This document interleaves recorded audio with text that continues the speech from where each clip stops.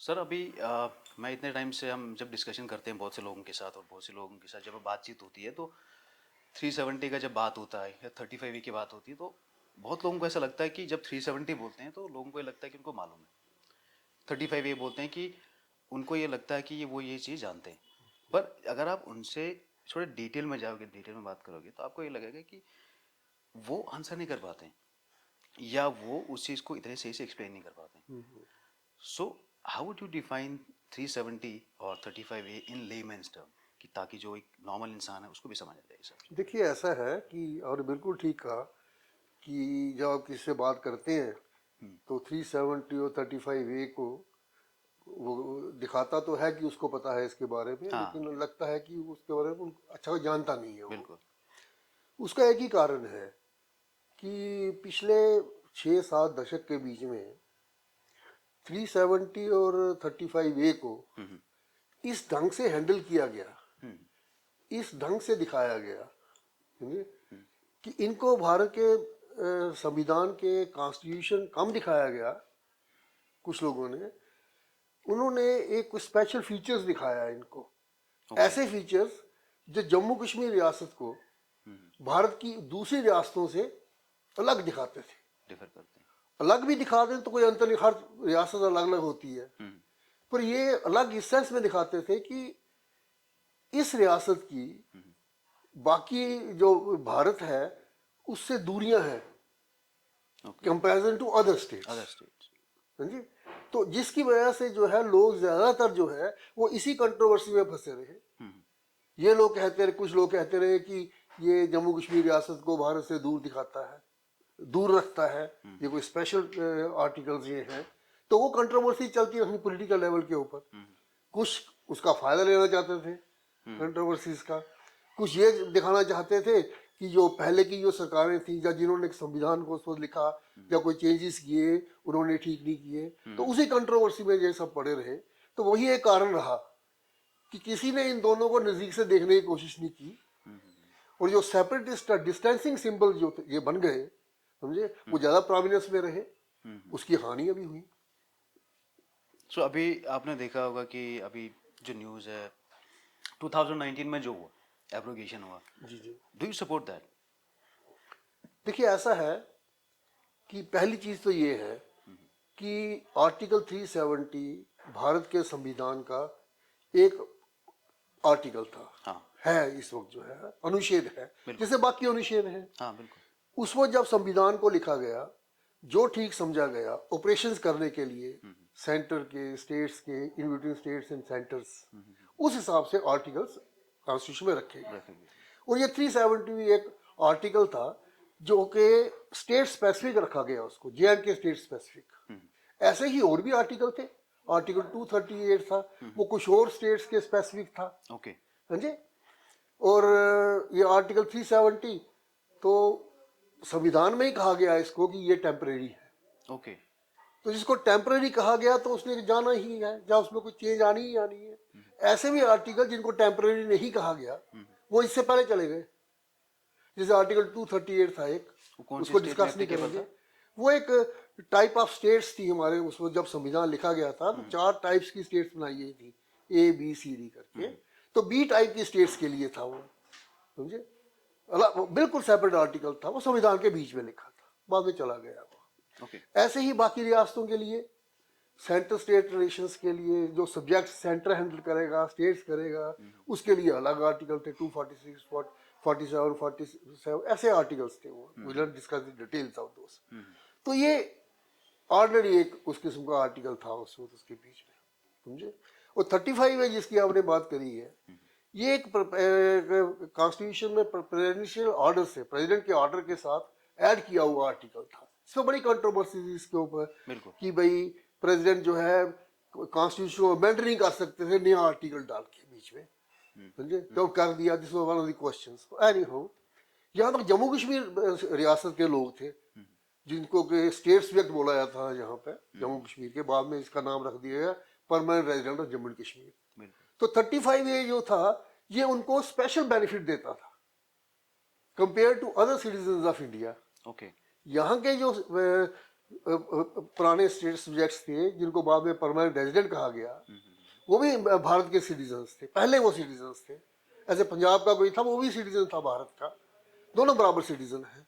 लेकिन 35A ने जो जम्मू कश्मीर में रहने वाले सिटीजन्स हैं थे, जो यहाँ से डिफाइन किए गए, उन्हें कहा गया permanent resident Jammu and Kashmir, उनके लिए स्पेशल प्रोविजन क्रिएट किए गए, much much better than other states. Other Indian citizens. ठीक है, तो if you see from that, उस एंगल से अगर आप देखोगे इसको, कोई भी कहेगा कि जम्मू कश्मीर के आम नागरिक के लिए, निवासी के लिए, यार ये तो फायदे की चीज थी, तो फिर क्यों इसको हटाने की जरूरत पड़ गई, ऐसा कुछ ना जाए। बिल्कुल बिल्कुल। तो इसलिए जो है इनको सीधा नहीं देखा जा सकता। ओके। जैसे मैंने आपसे कहा कि 35A को और 370 को ज्यादा, कुछ लोगों ने ये दिखाने की कोशिश करी कि जम्मू कश्मीर रियासत जिसमें जो है वो एक डिस्टेंस पे है compare to other states that India. ठीक है। हाँ जी, बिल्कुल। तो वो एक ऐसा इशू चलता रहा कि वो डिस्टेंसिंग सिंबल बन गया। ऐसे ही 35A को भी उन्होंने दिखाने की कोशिश की, वो कम दिखाया उसको, कि वो प्रोमिनेंस में 370 ही रहा।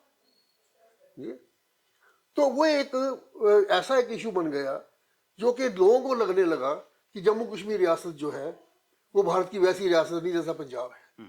समझे? आपको मैं थोड़ा क्योंकि कुछ लोगों ने, मैं यहाँ से ऐड कर देता हूँ, क्योंकि जब इन्होंने कहा कि 370 जो आर्टिकल जो है ये हमें अलग रखता है बाकी रियासतों से, कोई स्पेशल चीज मिली हुई है, तो इसका एक्सेशन से भी संबंध है, यहाँ तक कह दिया, संबंध कर दिया, तो ये जो डिस्टेंसिंग सिंबल जो बनाना, उससे जो फ्रूटफुल डिबेट्स होनी थी, डिस्कशंस होनी थी, वो साइड पे चली जाती थी। तो यही कंट्रोवर्सी जो है इस पे रही। बिल्कुल। सो आपने कहा कि 35A 370 वो जम्मू कश्मीर के सिटीजन को एक अलग 35 राइट्स देता था। राइट। तो जब वो 35A अभी खत्म हो गया, तो आपको लगता है कि उसमें कुछ असर हुआ कि जैसे इंडिया का नॉर्मल सिटीजन और जेएंडके के सिटीजन में अभी क्या फर्क है फिर इससे? अब देखिए ना, 35 में जो प्रोविजन था कि आप जम्मू कश्मीर का जो, जिसको हम कहते हैं यहाँ का स्थायी निवासी, permanent resident Jammu and Kashmir, बिल्कुल, उसको भारत के जो अन्य सिटीजन्स हैं उनके मुकाबले में कोई स्पेशल राइट्स भी दिए जा सकते हैं। जैसे क्या? किसी भी किस्म का दे दिए, आप बोल दीजिए कि जम्मू कश्मीर का जो परमानेंट रेजिडेंट है, समझे, वही JNK में रह सकता है परमानेंटली, दूसरा सिटीजन नहीं रह सकता है। वो तो था भी पहले, था, ये समझ लीजिए आप। तो आप उसको आप कॉन्स्टिट्यूशनली चैलेंज नहीं कर सकता कोई कि मेरे फंडामेंटल राइट्स जो है वायलेट हो रहे हैं। हाँ, वेरी सिंपल। जहाँ इसको कोई स्पेशल ऐसी कोई फाइनेंशियल बेनिफिट्स दे दिए जाए, कहा गया हम इसी को देंगे, इसको नहीं देंगे हम इसके बीच में, जो भारत के संविधान में नहीं था। वो 35A थे, वो प्रोविजन आता था कि हम दे सकते हैं। क्या दे सकते हैं ये नहीं लिखा है उसके अंदर। ओके।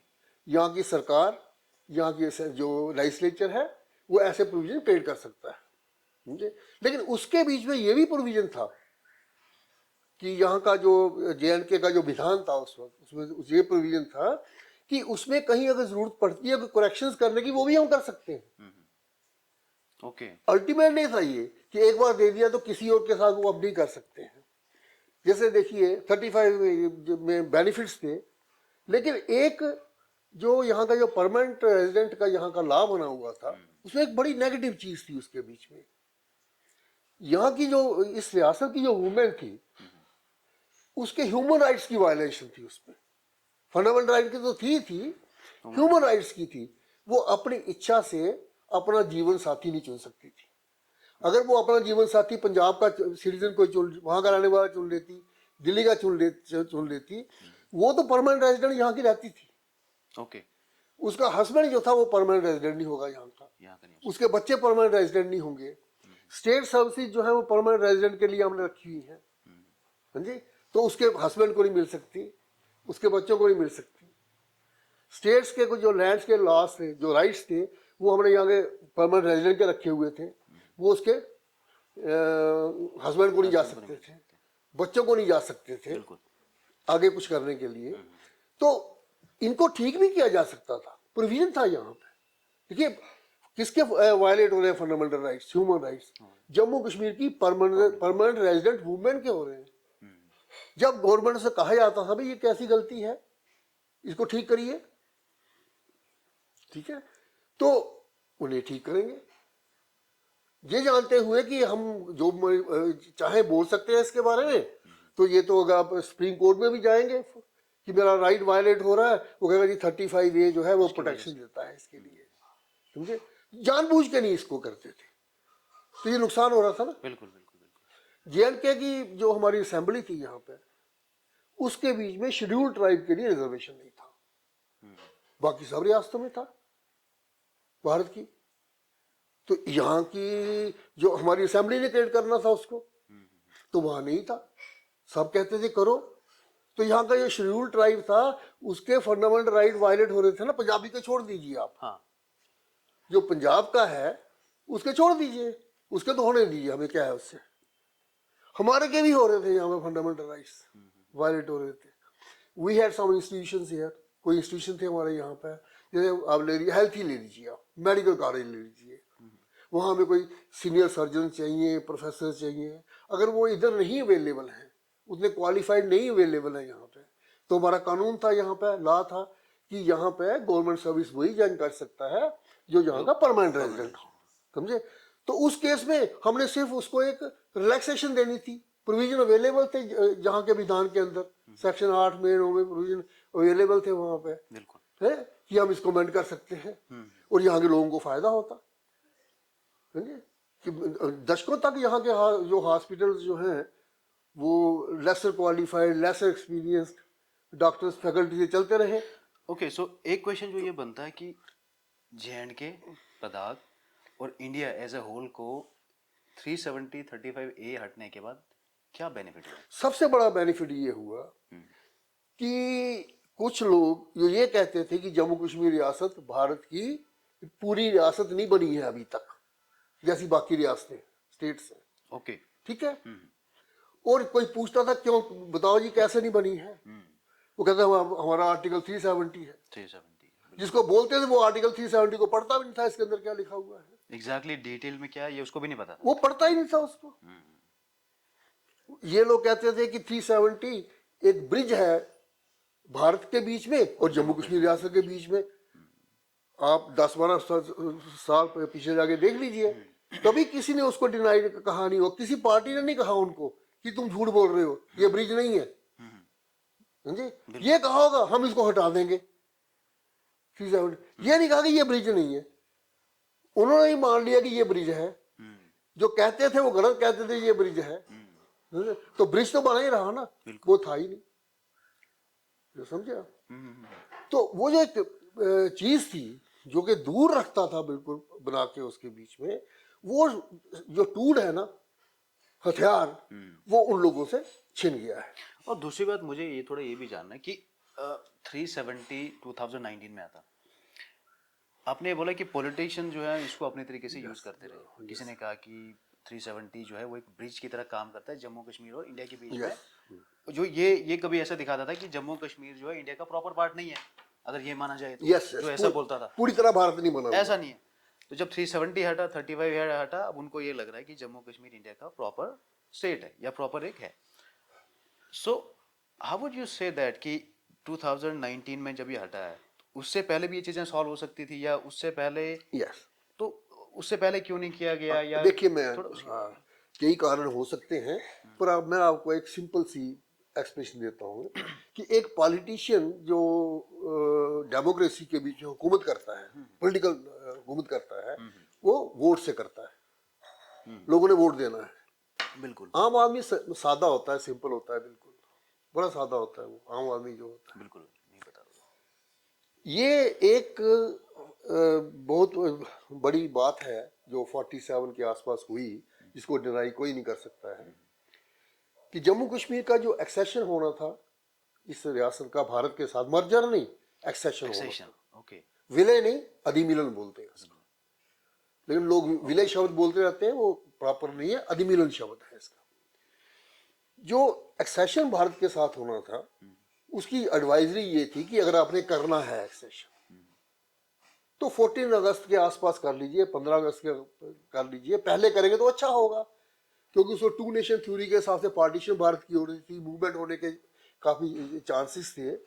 तो हर चीज को अवॉइड करने के लिए यही एक बेटर पार्ट था उस वक्त, कि आप जितनी जल्दी कर लीजिए। एक तो जम्मू कश्मीर का जो एक्सेशन है वो काफी लेट हुआ, वी डिस्कस की क्यों नहीं हुआ, क्या छोड़ते हैं उसको, वो लेट हुआ। और होने से इमीडिएटली पहले ओपनली पाकिस्तान की तरफ से, जो हमारा जम्मू कश्मीर का जो बॉर्डर्स पाकिस्तान से लगते थे, ठीक है, वहां से एक इन्फिल्ट्रेशन स्टार्ट हुआ, इमीडिएटली स्टार्ट हुआ। उसमें कुछ ट्राइबल भी थे, पाकिस्तान तो मना करता था कि हमने नहीं किया, पर एडिड बाई पाकिस्तान था, ट्राइबल्स थे, एक्स सर्विसमैन थे, लोकल, कुछ भी कह सकते हैं आप। तो पाकिस्तान ने उस जो ओपन अटैक जो था करवाया उस वक्त, जैसे को ट्राइबल अटैक कर जो भी कह लें आप इसको, वो उसने कश्मीर घाटी की तरफ से करवाया। उसके ये सोच थी कि कश्मीर घाटी जो हमारी है, इसकी जो पॉपुलेशन है, वो मुस्लिम ज्यादा है, दैट इज 95% और सो इज मुस्लिम पॉपुलेशन। तो टू नेशन थ्योरी के हिसाब से जो है पार्टीशन हुआ है हिंदुस्तान का। हिंदू मुस्लिम। तो अगर हम इधर से अटैक करेंगे तो ये सारी जो मुस्लिम पॉपुलेशन है कश्मीर घाटी की, ये हमारे साथ मिल जाएगी। ये सोच के उन्होंने उधर से अटैक किया, 22 अक्टूबर को अटैक शुरू किया। लेकिन उनकी बदकिस्मती जी, कश्मीरी जो था वो उनके साथ नहीं था, कश्मीरी मुसलमान उनके साथ नहीं था। आप ये बोल रहे हो कि उस टाइम पे कश्मीरी जो मुसलमान थे उन्होंने बिल्कुल उनके साथ था, नहीं दिया। बिल्कुल नहीं उनके साथ था। उन्होंने एक्सपेक्ट किया कि 95% मुसलमान है, हमारे साथ आ जाएगा टू नेशन थ्योरी की वजह से, समझे। उन्होंने उनका साथ ही नहीं दिया। अगर वो उनका साथ देते उस वक्त, तो उस वक्त बड़े डेलिकेट हालात थे, फौज की भी कमी थी, हर चीज की कमी थी, कुछ भी हो सकता था, समझे। तो वैली जो है, जो लोकल्स के लेवल के ऊपर, समझे, काफी पीसफुल रही। जो लोकल्स थे वहां पे, उनकी तरफ से कोई ऐसी चीज नहीं हुई, और वो भी फेल हुए। इसकी पूरे भारत में बड़ी तारीफ हुई उस टाइम पर। यस, बड़ी तारीफ हुई हर जगह से। जो गांधी जी ने तो ये कहा था कि मुझे जो उसकी जो सेकुलरिज्म की, जो भाईचारे की चीज, जो किरणें भी दिखाई, रोशनी दिखाई देती है, कश्मीर से दिखाई देती है।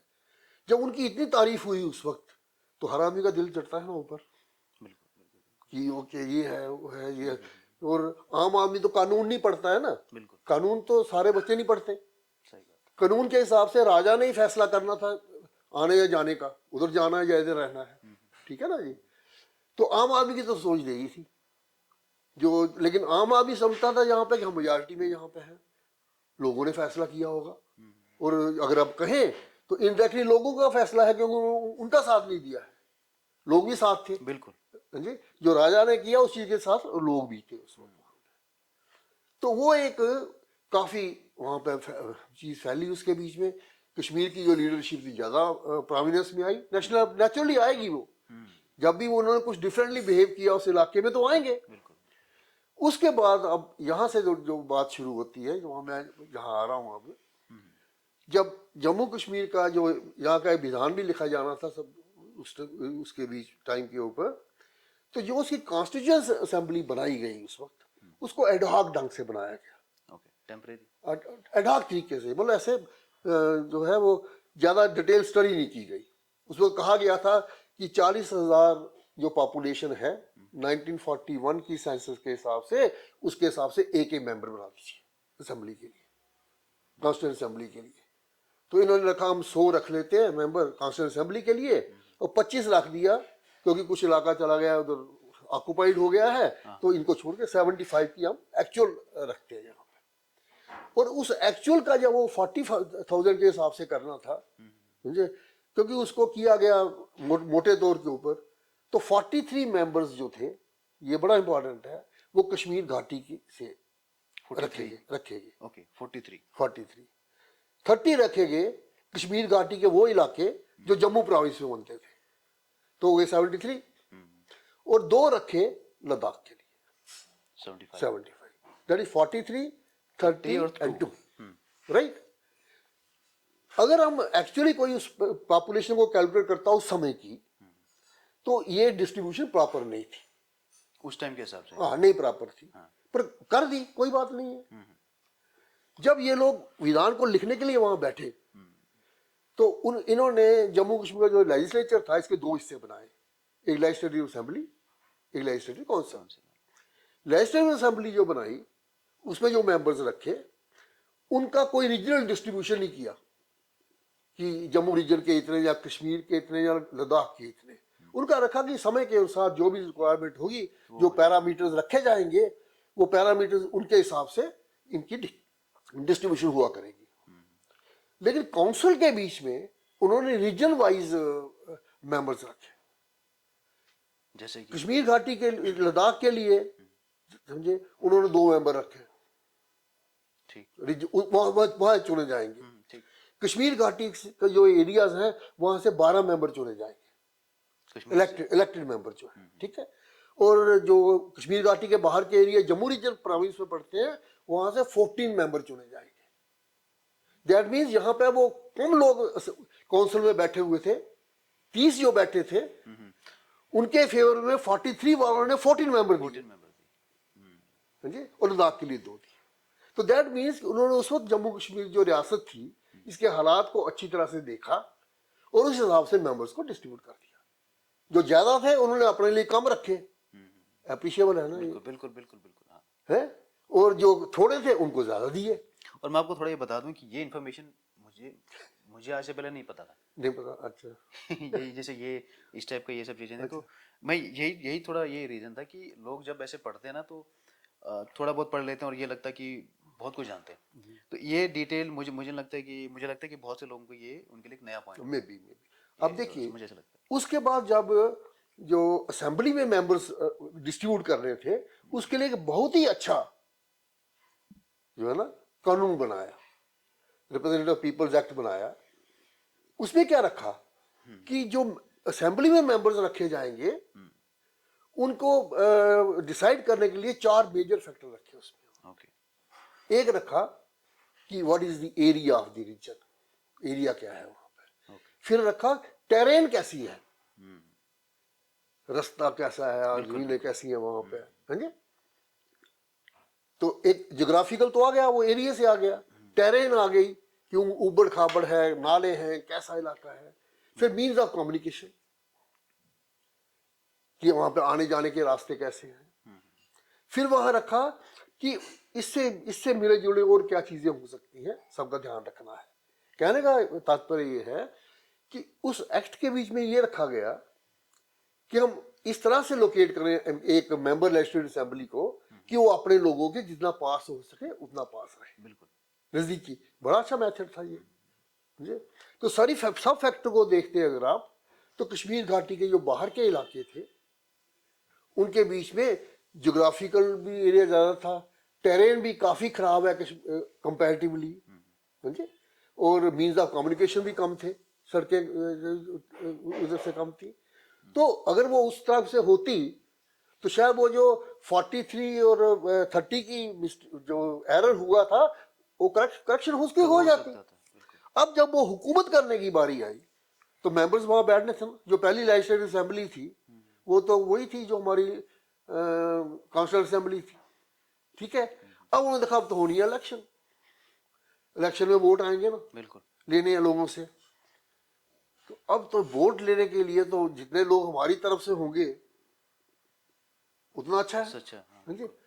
तो उन्होंने कुछ बातें उस वक्त उड़ाना शुरू की, कश्मीर कश्मीर कश्मीर कश्मीरी कश्मीरी स्पेशल है, कश्मीर हमारी वजह से एक्सेशन हुआ, कश्मीरियों के साथ वायदे किए हिंदुस्तान ने एक्सेशन करने से पहले, जाके एक्सेशन तो राजा ने करना था, समझे। ये झूठ थी बात, लेकिन ये सच था कि उस वक्त जो है कश्मीरी ने इन्वेडर्स का साथ नहीं दिया, जम्मू कश्मीर का साथ दिया था। हाँ, जहाँ कोई कॉमनल चीज नहीं करी उस वक्त, राजा का साथ दिया। राजा जो भी हो गया, हाँ। दे वेंट फॉर इंडिया, ठीक है।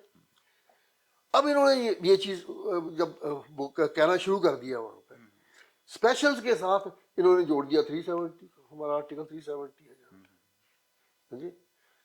ये जो आगे जब चलते गए तो जाके हम कश्मीरी हैं तो हर बात को उस ढंग से करना, और जो करेक्शन करनी थी डिलिमिटेशन के लिए, सीटों को कम ज्यादा ठीक ठाक करनी थी, वो भी कोई रेगुलर एक्सरसाइज नहीं की। रेगुलराइज नहीं की, उस पर क्वेश्चन भी कोई ज़्यादा लोग खड़े नहीं करते थे। जैसे मैंने आपसे कहा, आपने कहा कि मेरे एमएलसी जो थे, जो अगर ज़्यादा थे इलेक्टेड, इलेक्टेड। हाँ जी, अभी तक ज़्यादा थे। 2019 के जब तक यहाँ पे जो पुरानी असेंबली, तब तक जो कौंसिल जहाँ पे थी, तब तक ज़्यादा थे कश्मीर घाटी से। 14 यहाँ पर इलेक्टेड, 12 वहाँ पर इलेक्टेड, और एमएलए वहाँ 46 इलेक्टेड, यहाँ 37 इलेक्टेड। तो ये चीज़ अब तक थी। किसी डिलिमिटेशन कमीशन ने भी नहीं इसको देखा कि भाई करेक्शन करने की जरूरत है। आप खुद नजर मार लीजिए, अगर एमएलसी ज्यादा है इलेक्टेड तो एमएलए काम कैसे हो सकते हैं? बिल्कुल। बट सिंपल, वेरी सिंपल चीज तो जहाँ के एमएलसी ज्यादा होंगे एमएलए ज्यादा होने होनी चाहिए था ना। कोई रेगुलर करेक्शन नहीं हुआ। उसके बाद फिर यहाँ पे एक डिलिमिटेशन हुआ 94 में, वो भी उसी हिसाब से चलता रहा। तो मेरा ब्रीफ कहने का मतलब ये है कि सारी चीजों को उन्होंने कोशिश ये की कि कश्मीर घाटी की तरफ जो है एक झुकाव रहे। जो उन्होंने राज करना, पार्टी ने राज करना था, हम उनकी बातें करते रहे, स्पेशल स्पेशल स्पेशल स्पेशल, और एमएलए ज्यादा इधर रहे ताकि सपोर्ट हमारे पास रहे। बिल्कुल। ठीक है, तो उस हिसाब से वो चलते रहे, जो कि वो ठीक भी कर सकते थे। लेकिन वो जो बाद में उनके पास आ गया कि हुकूमत कर रही है नंबर ऑफ एमएलए के साथ, उन्होंने कोई करेक्शन नहीं की। तो आप आपका ये कहना है कि अगर 370 35 ये जब तक रहता तो यहाँ के जो पॉलिटिकल पार्टीज उनका फायदा था? नहीं, हाँ, क्योंकि वो इसको यूज करते रहते हाँ। कि ये स्पेशल है हमारे पास, और किसी ने कभी बोला नहीं स्पेशल। या देखिए, मैं छोटी सी आपको चीज दे रहा हूँ। पार्लियामेंट के बीच में एक प्रश्न आया 2015 में, लिखित प्रश्न आया कि आर्टिकल 370 जम्मू कश्मीर को स्पेशल स्टेटस देता है।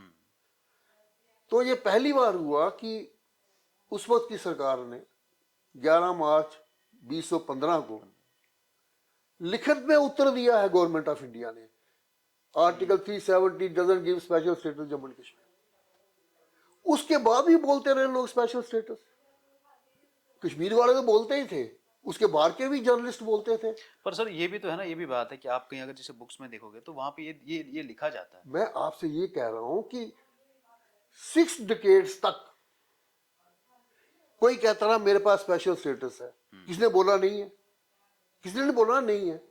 तो आम आदमी तो वही लिखेगा, जर्नलिस्ट भी वही लिखेगा, वही चीज लिखी जाएगी वहां पर, वही चलती जाएगी ना। तो आप ये बोल रहे हो कि 370 का जो जो स्टेटस था वो था ही नहीं ऐसा कुछ? मैं आपसे ये अब ब्रीफ से ये कहता हूँ, 370 भारत के संविधान का सबसे कमजोर आर्टिकल था, अनुच्छेद था ये। सबसे कमजोर, जिस बेचारे के बीच में ही लिखा हुआ है कि इसको हटाया जा सकता है, उसको उसका हटाने का ढंग भी लिखा है। और हटाने का ढंग भी क्या लिखा हुआ है कि सिर्फ एक रिकमेंडेशन आनी चाहिए उस प्रेसिडेंट को, और प्रेसिडेंट नोटिफिकेशन इशू करके इसको अमेंड कर सकता है, निकाल सकता है। और अब ब्यूटी देखिए, इसको कोई निकाला नहीं गया है। आप बोल रहे कि 370 अभी हटा नहीं? लो, कहाँ हटा है? It is there. ये भारत के संविधान का एक आर्टिकल है, उसको अमेंड किया गया है। और भी तो हमारे आर्टिकल अमेंड हुए ना संविधान के, कितने अमेंड किए गए हैं। इवन आर्टिकल 368 जो कॉन्स्टिट्यूशन को अमेंड करने के लिए बना हुआ है, उसको भी अमेंड किया गया हुआ है। तो आर्टिकल 370 को अमेंड किया गया है। ओके। यू सी जो प्रेसिडेंट का जो नोटिफिकेशन इशू हुआ है, ओके, 6 तारीख को, नंबर उसका 273 ऑफ 6 अगस्त 2019, उसको देखें अगर आप, उसमें कहाँ कहा गया कि आर्टिकल 370 जो है वो खत्म। उसमें यह कहा गया है, जैसे कभी हम करते हैं कोई आर्टिकल, उसको अमेंड करते हैं, वहां लिखते हैं इस आर्टिकल में इसके बाद ये पढ़ा जाएगा, ऐसे लिखते हैं, यहाँ से ये पढ़िए। तो इसमें ये लिखा गया कि आर्टिकल 370 में ये लिखा गया है, ये पढ़ा जाएगा। नहीं, पर उसको वो जिस तरीके से जेएंडके में एप्लीकेबल था वो तो हट गया।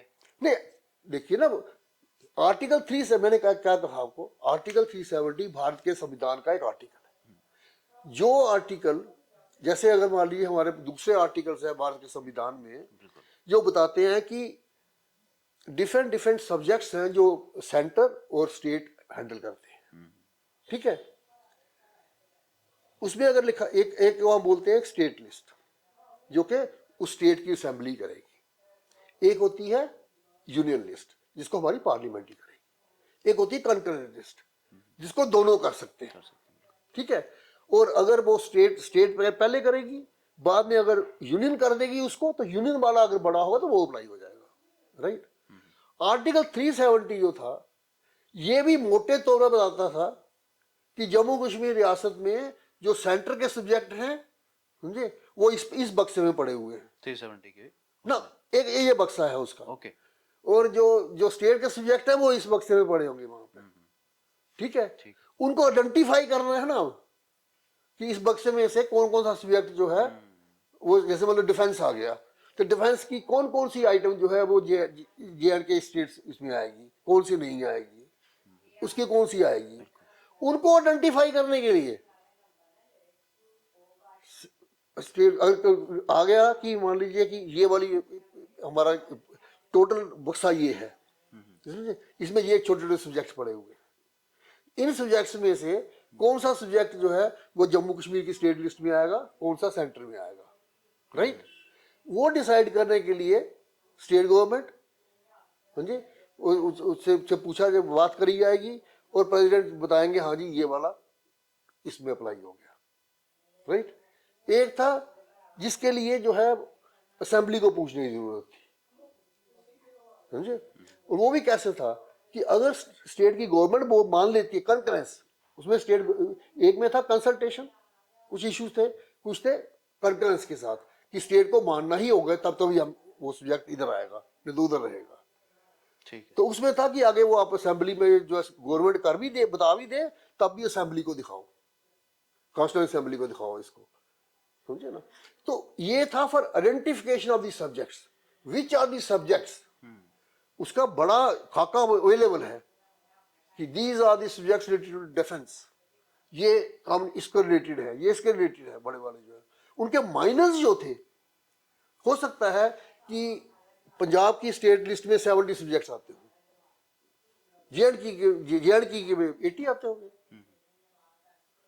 पर ऐसा नहीं था जैसे कुछ लोग, ये भी आपने सुना होगा कि जब तक पार्लियामेंट पास नहीं करे, यहाँ की असेंबली पास नहीं करे, यहाँ पार्लियामेंट का कोई कानून अप्लाई नहीं हो सकता, नो, ऐसा नहीं था कुछ। नो, बहुत से कानून थे जो पार्लियामेंट कर सकती थी और स्टेट में अप्लाई हो सकते थे,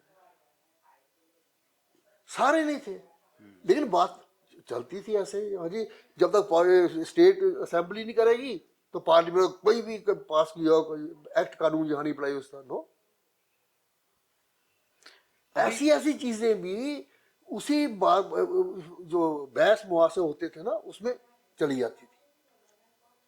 क्या बोलते थे जम्मू कश्मीर का कॉन्स्टिट्यूशन अपना अलग है, बोलते थे, हाँ किताब अलग थी, हाँ, तो हम किसी किताब के एक चैप्टर को अलग नहीं रख सकते, किताब अलग थी, फ्लैग अलग था, अभी भी लिखा जाता है बहुत सी चीजों में ये लिखा कि अब स्टेट उस का किताब flag। ये देखिए बुक है, चैप्टर्स होते हैं ना कोई चीज करने के, कॉन्स्टिट्यूशन नाम ही सब कुछ नहीं है, कॉन्स्टिट्यूशन तो किसी संस्था का भी होता है, एसोसिएशन का भी होता है, ठीक है। ठीक है।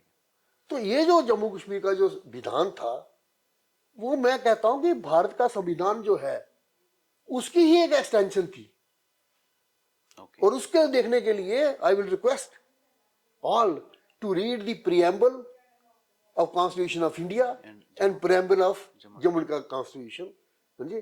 तो ज्यादा कुछ कहने की आवश्यकता नहीं है, उसको यही से क्लैरिटी हो जाएगी कि है नहीं ये उसका एक उसकी एक्सटेंशन है, अब अलग नहीं रखा, इधर रख दिया उसके लिए लिख के, भाई ये अपना काम काज ऐसे करेगी स्टेट,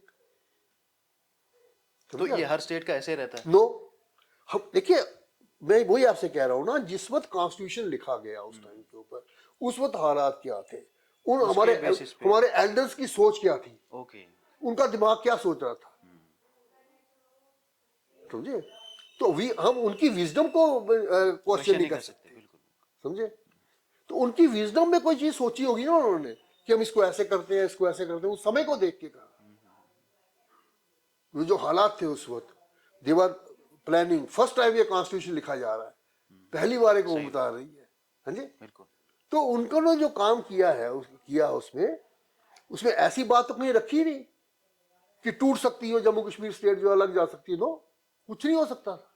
पर यही जो थोड़ी सी स्ट्रेंज बात ये रही कि उन लोगों की जो कि एक रीजन सेंट्रिक अपनी हुकूमत करने के लिए काम करने जाते थे, उन्होंने देखा भी ये कश्मीर घाटी है, ऐसा इसकी तारीफ हुई है बहुत ज्यादा बिल्कुल। हमारी, तो हमारी वजह से हुआ है, राजा ने तो डिले कर दिया था, देखा ना? ये भी कहते हैं वो हाँ, वो जिसको अगर पॉलिटिक्स को रन करनी वो तो करेगा। वो करेगा। कुछ उन्होंने ये बात सारी कश्मीर घाटी में फैलाई, बिल्कुल। तो अपना उधर का कर लिया, समझे। कई जगह ये चलता रहा कि हाँ जी वो जो मुस्लिम डोमिनेटेड कश्मीर घाटी है ये मुस्लिम के लिए कर रहे हैं। उनकी पॉलिटिक्स रीजन की पॉलिटिक्स थी, कश्मीरी नाम पे उनकी थी। आप ये बोल रहे हो कि जैसे कोई भी पार्टी, आप नाम तो क्या ही नहीं, हाँ। जैसे पीडीपी है, हाँ। आपने कहा कि वो जैसे धर्म के नाम पर पॉलिटिक्स नहीं करते, रीजन के नाम पे करते धर्म के नाम पर भी करते हैं, पर दिस वाज मोर हैं, regional basis. Technically regional basis. अब देखिए बड़ी सिंपल सी बात है, बड़े सारे जो बैड टेरेन के एरिया है, बैड एरियाज है, वो कश्मीर घाटी में भी है, ठीक है, जम्मू रीजन में भी है, लेकिन जम्मू रीजन में कश्मीर घाटी के मुकाबले में काफी ज्यादा है, जम्मू में ज्यादा है, जब काफी ज्यादा है उनके मुकाबले में। और हो सकता है कि ये जो improper distribution of seats in legislative assembly होता था, समझे, उसमें अगर डिस्टेंट और बैकवर्ड जो एरियाज थे, दूर के एरियाज थे, उनसे कोई ज्यादती अगर हुई होगी तो घाटी में भी हुई है, पर वहां कंपैरेटिवली थोड़ी हुई है, कम हुई। इधर ज्यादा हुई है। आई डोंट से कि वहां नहीं हुई होगी, बैड एरियाज में वहां भी हुई है, चाहे एक सीट कम मिली होगी उन लोगों को, या 2 सीटें कम मिली होगी उस इलाके में मिली होगी, पर इधर सब्सटेंशियली ज्यादा मिली है इस साइड के बीच में। और दूसरा आप जानते हैं कि जैसे जो जम्मू ये जो रीजन है, आई नोट कॉल्ड जम्मू रीजन के जम्मू सिटी आल्सो, आई से the areas of J&K, UT of J&K, जो उस टाइम की जो जे.एंड.के स्टेट थी उसके जो वैली से बाहर है, उन एरियाज को अगर आप देखें, समझे, तो जितने भी डिस्टेंट और बैकवर्ड इसके इलाके हैं हमारे, वहां तो बड़ी मुस्लिम पॉपुलेशन है, वहाँ road network other things Jammu region की बात करें, जम्मू रीजन हाँ है बिल्कुल, बहुत ज्यादा है ना, बिल्कुल, हाँ, आउटसाइड कश्मीर वैली बहुत है उधर। बिल्कुल। टूरिज्म भी अगर आप देखें तो पुराने टाइम में मुगलों ने भी कश्मीर ही डेवलप की, घाटी में ही उनको अच्छी लगी थी, वहीं जाते थे, बाद में भी कश्मीर का ही नाम रहता था, समझे। बाहर के इलाकों में भद्रवाह को मिनी कश्मीर तो बोल देते थे, पर मिनी कश्मीर ही बोलते रहे, सिर्फ कश्मीर नहीं बनाया उसको, अभी तक बोलते हैं, कश्मीर नहीं बनाया ना उसको। तो इस इलाके में, इस एरिया में भी बड़े से ऐसे इलाके थे जहाँ पे अच्छा समर टूरिज्म भी हो सकता था। हम उस पे जरूर आएंगे, पर नहीं, मैं उससे वही कह रहा हूँ, हाँ, तो उधर भी तो काफी मुस्लिम लोग रहते हैं, समझे, उनकी डेवलपमेंट क्यों नहीं टूरिज्म की वैसी हुई? अगर ये होता बिल्कुल बिल्कुल, यह बात था। हाँ, तो इसलिए इस जम्मू कश्मीर का जो एक राजनीति रही यहाँ की चलती रही, वो भारत की अन्य रियासतों से अलग रही। और अनफॉर्चुनेट पार्ट ये रहा कि ये जो पाकिस्तान से जो कन्फ्लिक्ट था बना हुआ था उस वक्त, जो है यहाँ के अफेयर्स जो थे, इसमें कुछ फॉरेन इंटरफेरेंस भी रही, ठीक है, और कुछ सेपरेटिस्ट ऑर्गेनाइजेशन यहाँ ही पैदा हो जाती है, हर जगह हो जाती है। तो कुछ लोगों ने तो सिर्फ उस चीज को यूज किया होगा अपनी लोकल गवर्नेंस के लिए, पर कुछ ने उसका ये फायदा भी लिया, कुछ सेपरेटिस्ट आइडियोलॉजी को प्रमोट करने के लिए भी, they can also take those, ठीक है। तो उस हिसाब से अगर आप देखें तो आपकी वो जो आपने मुझे बात पूछी, उसका आ गया ना कि अगर वो पोर्शन जाना होता, मैं लेजिस्लेचर बड़ी चीज बात कर रहा हूँ आपसे, लेजिस्लेचर बहुत बड़ी चीज होती है, डेवलपमेंट बहुत बड़ी चीज होती है, माइनर थिंग्स को छोड़ दीजिए आप। तो अगर ये रीजनल उन्होंने गेम नहीं खेली होती, कश्मीरियों को भी नहीं बताया कि हम रीजनल गेम खेल रहे हैं, वो तो अपनी गेम खेल रहे थे ना, उनको भी कंफ्यूजन में डाले रखा, समझे। जब बोलना ये कश्मीरियों की सब कुछ है, हमारी वजह से हुआ है, किसी ने बोलना तुम्हारी वजह से, चलो तो जब कंट्रोवर्सीज होती थी तो वो डायरेक्शन अलग हो जाती थी, कॉमन आदमी बैठा रहता था साइड के, वो समझता था मेरी बात हो रही है। एक चीज जो ये सामने आ रही है कि आपने बोला कि जब 1948 में जब भी वो अटैक हुआ था कबाइलियों में, 47 में, तो उस टाइम कश्मीर के मुसलमानों ने साथ नहीं दिया था, बिल्कुल नहीं दिया, क्योंकि वो चाहते थे कि इंडिया के साथ रहे। अब मैं आपको थोड़ा ये बता देता हूँ, बाद में जब ये सब चीजें होती हैं, सेपरेटिस्ट लोग, जब सेपरेटिस्ट जो लीडर्स आते हैं, फिर लोग इनका साथ क्यों देते हैं, जबकि आपको पता है कि सेपरेटिस्ट का एजेंडा ही था कि कश्मीर को पाकिस्तान बनाना, तो उनके इतने सपोर्टर क्यों होते हैं? मैं वही आपसे आ रहा हूँ, मैं आपसे वहीं पे आ रहा हूँ कि उसके बाद जिस वक्त आप वहां पे नेगेटिविटी से लेके चलना शुरू हो जाते हैं लोग, जैसे मैंने बोल दिया कि J&K is not total India, समझे? तो ये कह सकते हैं कि J&K इज नॉट इंडिया, ये कह रहा है कि J&K इज नॉट इंडिया, मैंने बोला इट्स नॉट टोटल इंडिया, तो आप चुप रहे। ओके ओके, हाँ हाँ। इसको भी आवाज लगाने का मौका मिल गया। फिर कई चीजों को उन्होंने लोकल के साथ जोड़ देते हैं, ये काम हुआ जी इसलिए हुआ है, अब यहाँ के रहने वाले इसलिए आपसे ये बात हो रही है, आप इस मजहब के हो आपके लिए इसलिए बात हो जाती है, समझे? तो आप जब किसी के माइंड से जो नेगेटिव इंफॉर्मेशन उसको आई है, देखिए धर्म जो होता है ये बड़ी सेंसिटिव चीज होती है। somebody may not be against you but he may not be for you also। तो अब ये ले लीजिए कि I am not against you but I am not for you also, that group is also there ना। तो उसको तो कन्विंस करना है ना, उसको तो ये बात बतानी है ना, सच्ची बात बतानी है ना। और ये रिक्वायरमेंट है जिन लोगों को 60 साल तक एक negative information pass on brain wash कह हाँ, सकते हो आप। जो कुछ भी बोल लीजिए आप, इसको आप कुछ भी बोल लीजिए। मैं आप एक सच्चे सुच्चे आदमी हैं, मैं आपको कोई कहानियां सुना रहा हूँ, आप सुन रहे हैं, जब तक मुझे पता नहीं है मैं हाँ, कुछ तो किसी ने आपके वो कहानी आपकी करेक्ट नहीं की, तो मैं अगर आप 40 साल के बाद आके उसको करेक्ट करने की कोशिश करूंगा तो मुझे मेहनत ज्यादा करनी पड़ेगी उससे जिसने कि आपको रॉन्ग इन्फॉर्मेशन दी हुई है। अगर किसी ने 40 साल के अंदर नेगेटिविटी पैदा की हुई है तो उसको दूर करने के लिए मुझे तो 5-10 साल जो है बड़ा बातें भी सुननी पड़ेंगी, बिल्कुल। हाँ जी, उसके क्वेश्चन भी आंसर देने पड़ेंगे, परेशानी भी उठानी पड़ेगी। पर ये मैं नहीं उठाना चाहूँ उस चीज को तो फिर नहीं होगा ना।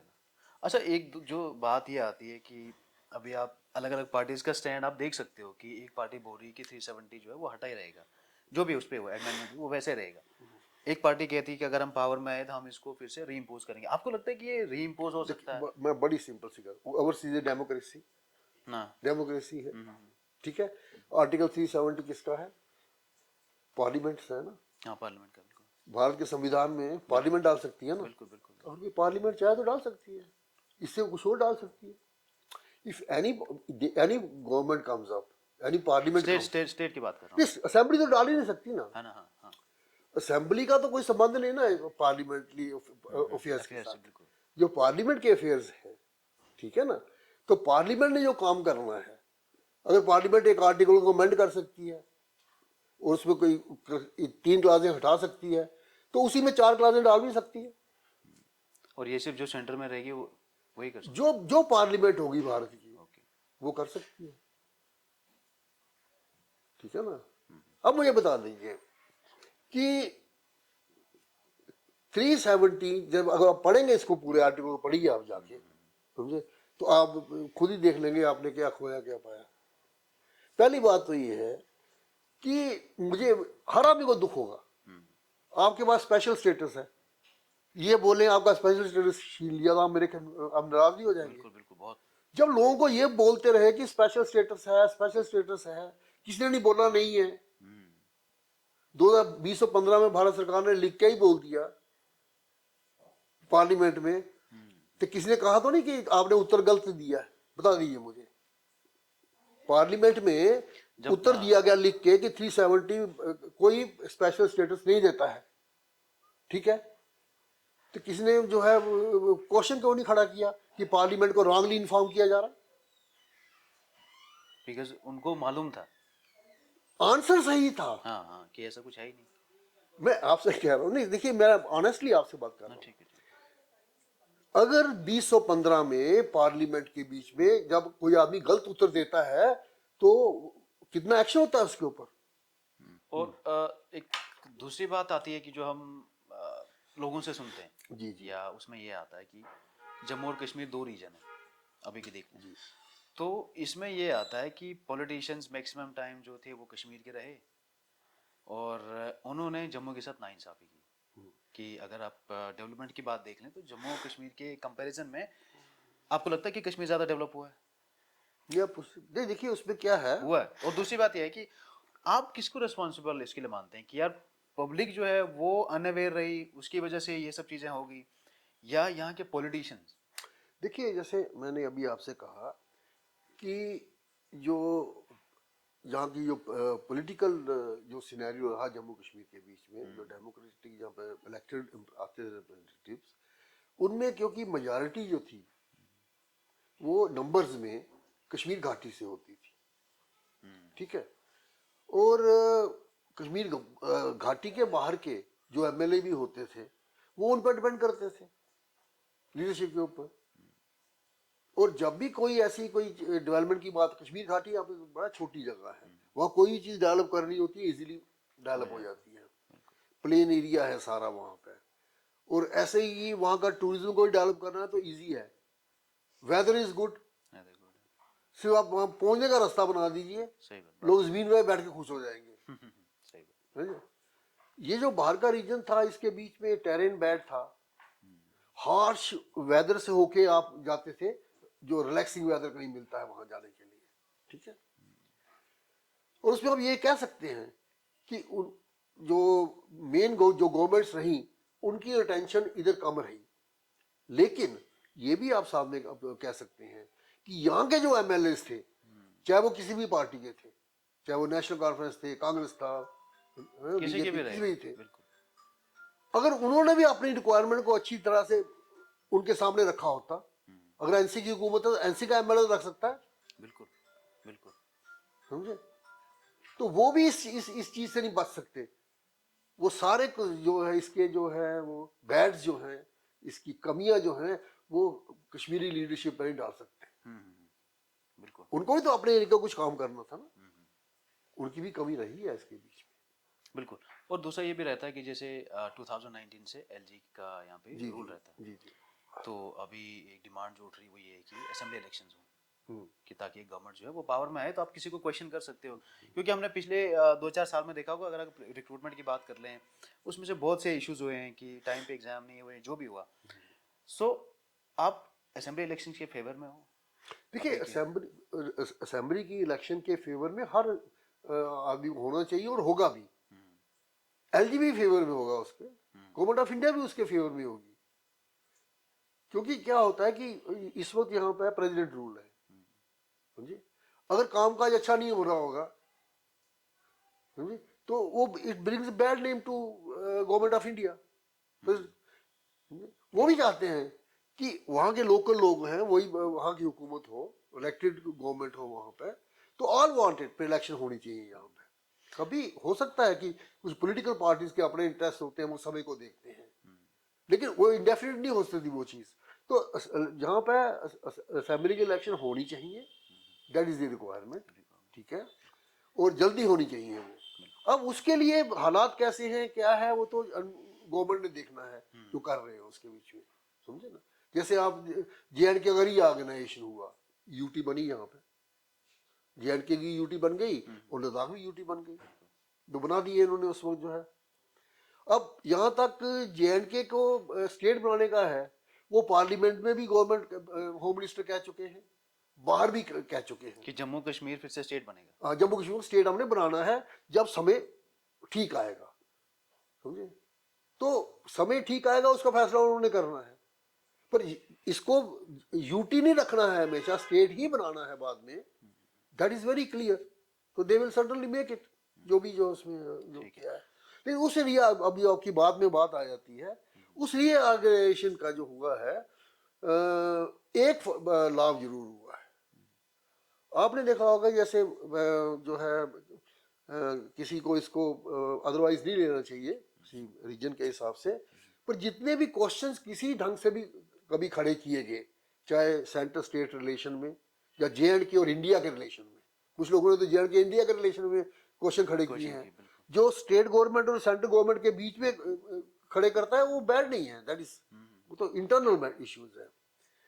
जितने भी क्वेश्चन खड़े किए हुए, most of the people from उसमें जो है वो कश्मीर घाटी से होते थे और कश्मीर नाम लेके बोलते थे। जब कभी एस्पिरेशन की बात भी होती है तो कश्मीरी एस्पिरेशन बोला जाता है, जेएंडके एस्पिरेशन नहीं बोली जाती ना कभी, जस्ट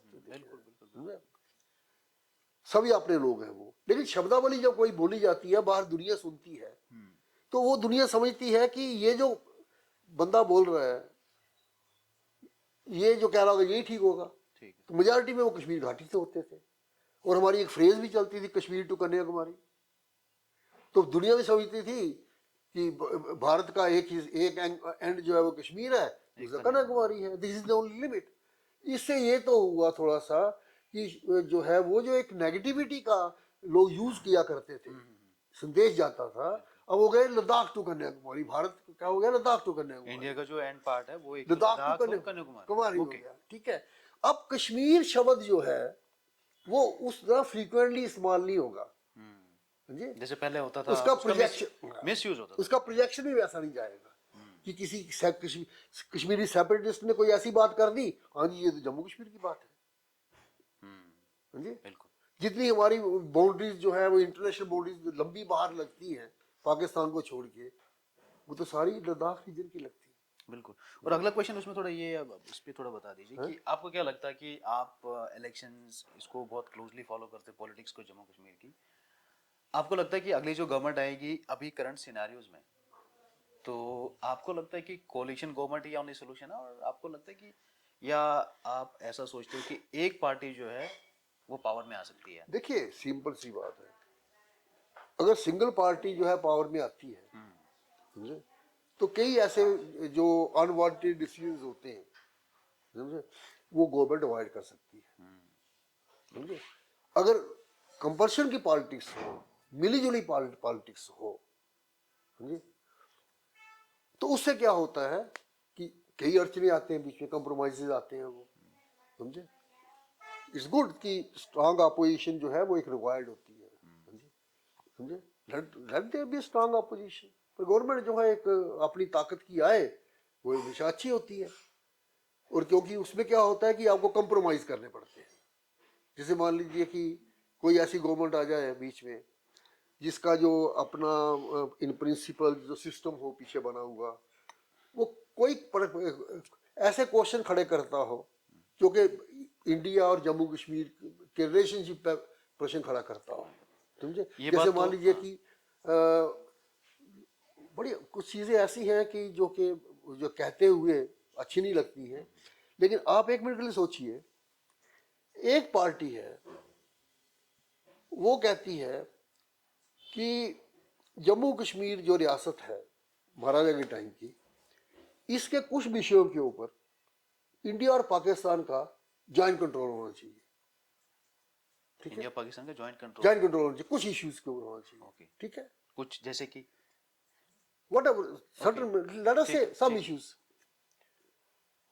और वो जॉइंट कंट्रोल होना चाहिए इंडिया और पाकिस्तान का उन इश्यूज के ऊपर। और उसके साथ में जो दूसरी पार्टी बैठी हुई है वो उसको समझाती नहीं है कि ये कहने से यार तो हम तो एक्सेशन पर क्वेश्चन खड़ा कर रहे हैं, और इस आइडियोलॉजी को लेके, इस आइडिया को लेके वो पार्टी जो है 15 साल तक चलती रहती है, 16 साल तक चलती रहती है, और तब भी कोई नहीं उसको बोलता। ये बात सुन के ना थोड़ा उस चीज पे डाउट आता है कि आपने बोला कि कश्मीरी मुसलमानों उस टाइम साथ नहीं दिया, उसके बाद ये भी बात आती है कि अलग अलग थ्योरीज बताई गई लोगों का, उनको अलग कहानियां बताई गई, तो लोग उस तरफ ज्यादा आगे। देखिए नहीं, मैं फिर वही कह रहा हूँ, एक होता है आपके अगेंस्ट होना, हाँ है जी, एक होता है आपके फेवर में नहीं है, आजाद होना, हाँ तो अगेंस्ट थोड़ा हुआ आपके।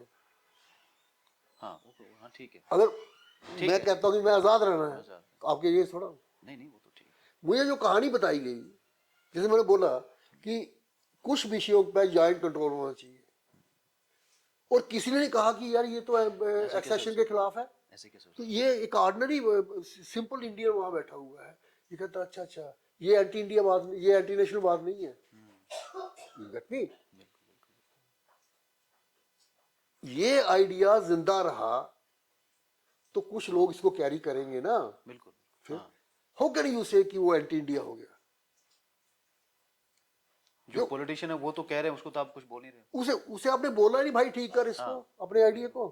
आई don't want to take name of, नहीं ठीक है, हाँ वो तो just I am just giving you, जहां पर जो जिसे समझना होगा उसको समझ आ गया ये चीज, और दूसरी बात ये थी कि आपको लगता है कि करंट जो सिनेरियोज है इसके अभी बेसिस पे आपको लगता है कि जम्मू कश्मीर में एक ही पार्टी, वो तो चलो ये ठीक है कि कोalition पार्टी ना आए, इंडिपेंडेंट एक ही पार्टी जीते, ताकि लोग उस पर क्वेश्चन भी कर सकते हैं और उनको बोल भी सकते हैं कि आपके पास फुल पावर है, अब आप काम नहीं करोगे तो तब कर सकते हैं।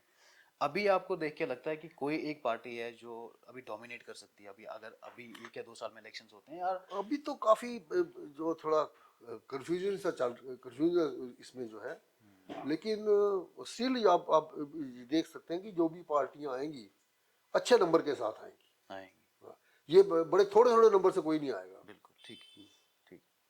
आपको बिकॉज आप पॉलिटिक्स बहुत क्लोजली फॉलो करते हो, तो कोई ऐसा अभी कुछ टाइम में या आपने किसी ऐसे यंग लीडर्स या स्टूडेंट पॉलिटिक्स में से, भले वो एबीवीपी एनएसयू है, किसी भी ऑर्गेनाइजेशन का हो, कोई ऐसा यंग लीडर जो आपको लगा होगा कि ये 5 से 10 साल में एक बड़ा नाम हो सकता है जम्मू कश्मीर की पॉलिटिक्स में?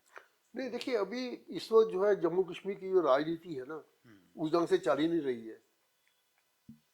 एक जो होता है ना कि जब भी कोई पीसफुल एंड प्रॉपर जब सिस्टम चल चलता रहा तो होता हाँ, है, वहाँ पे थोड़ा वहाँ वो निकलते हैं।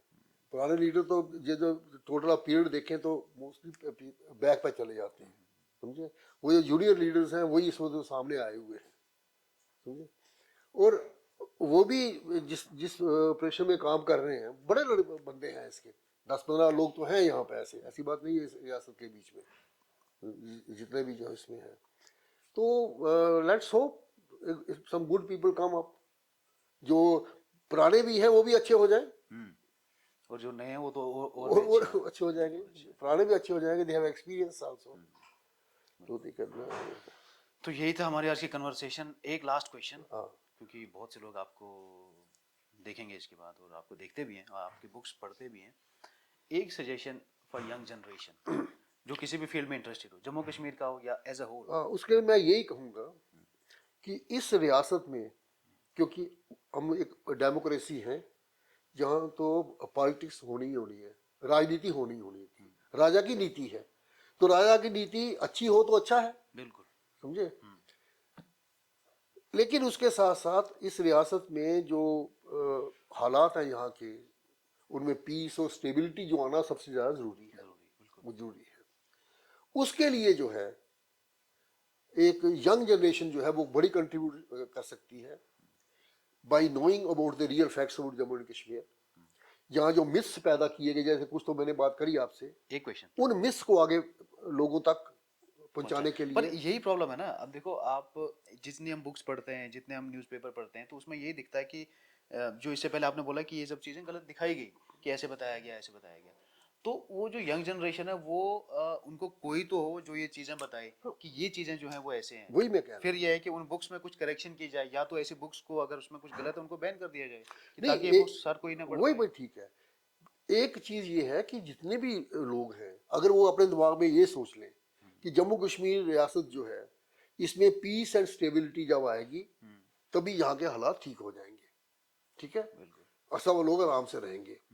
और उसमें क्या है कि जब अगर जो नेगेटिविटी यहाँ पे लोगों के किसी के दिमाग में भी आई है, दो लड़के भी अगर हैं, दो फैमिली भी अगर है वो, बिल्कुल, ठीक है, अगर वो उस नेगेटिविटी को दूर करने के लिए they have to work hard. मैं आपसे ये मैंने पहले भी आपसे कहा हाँ है हाँ हाँ, कि नेगेटिविटी को दूर करना जो है, उसकी होता है उसके पास इंफॉर्मेशन गलत है, नियत खराब नहीं है उसकी,